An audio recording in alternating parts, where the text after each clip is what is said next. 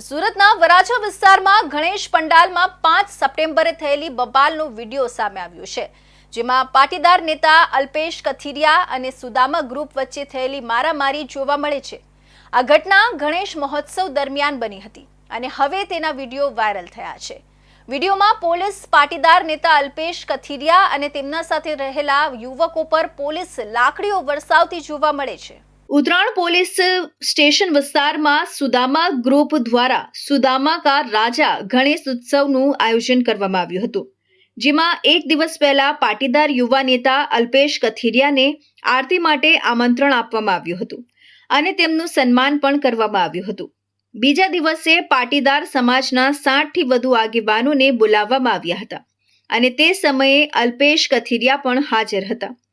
તે દિવસે તમામ પાટીદાર આગેવાનોને સન્માન અને આરતી માટે સ્ટેજ પર બોલાવવામાં આવ્યા હતા, પરંતુ અલ્પેશ કથિરિયાનું સન્માન એક દિવસ પહેલા જ થઈ ગયું હોવાથી તેમને બોલાવવામાં આવ્યા નહોતા। આ વાતથી તેઓ રોષે ભરાયા અને તેમણે પૂછ્યું કે તેમને સ્ટેજ પર શા માટે નથી બોલાવવામાં આવી રહ્યા।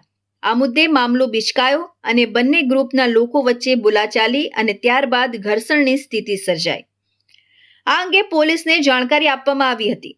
પોલીસ પહોંચી ત્યારે ઘર્ષણની સ્થિતિ જોઈને તેમણે હળવો લાઠીચાર્જ કર્યો હતો। એવું પણ કહેવામાં આવી રહ્યું છે કે આ મામલો બિચકાતા અલ્પેશ કથિરિયાએ લેખિતમાં માફી પણ આપી છે। ઘટનાની જાણ થતાં જ ઉચ્ચ પોલીસ અધિકારીઓ ઘટના સ્થળે પહોંચ્યા હતા અને બંને પક્ષો વચ્ચે સમાધાન કરાવ્યું હતું। જો કે આ ઘટના બાદ લાઠીચાર્જનો વિડીયો વાયરલ થતાં સમગ્ર મામલો ફરી ચર્ચામાં આવ્યો છે।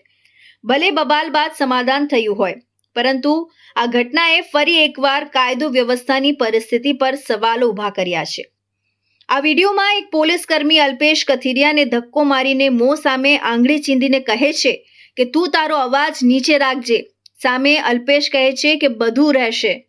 ત્યાર પછી મામલો શાંત પડતા પોલીસકર્મી કહે છે કે લઈ જાઓ ગાડીઓમાં, એકે જાય નહીં।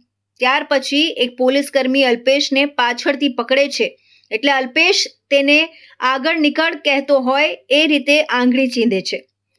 હાલ ભાગ, તુકારાવાળી તારી પાસે રાખજે, તું કોણ મને કહેવા વાળો। આ દરમિયાન પોલીસ કથિરિયાનો કોલર પકડે છે, એટલે તે કહે છે કે કોલર મૂકી દો, પહેલા કોલર મૂકી દો। ત્યારબાદ પોલીસની ગાડીમાં અલ્પેશ કથિરિયા સહિતના યુવકોને લઈ જવામાં આવે છે। આ અંગે મીડિયા સાથે વાત કરતા અલ્પેશ કથિરિયાએ જણાવ્યું કે આ અંગે હું કંઈ કહેવા માંગતો નથી। સમાધાન થઈ ગયું છે, હવે ગમે એટલું પૂછશો તો પણ નો કોમેન્ટ। આ વાત હવે પૂરી થઈ ગઈ છે। બંને પક્ષો વચ્ચે સમાધાન થઈ ગયું છે અને આ વિશે મારે કંઈ જ કહેવું નથી।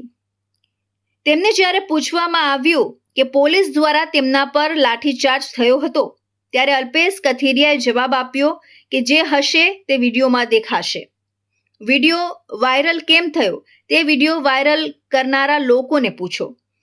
આ સમગ્ર મામલે ડીસીપી એલ.એ. ઝાલાએ જણાવ્યું હતું કે આ સમગ્ર મામલાની તપાસના આદેશ એલ ડિવિઝનના એસીપીને આપવામાં આવ્યું છે। તપાસ અહેવાલ આવ્યા બાદ જ આગળની કાર્યવાહી કરવામાં આવશે। બંને પક્ષો વચ્ચે ઘર્ષણની સ્થિતિ સર્જાઈ હતી અને તેને નિયંત્રણમાં લેવા માટે પોલીસ ત્યાં પહોંચી હતી।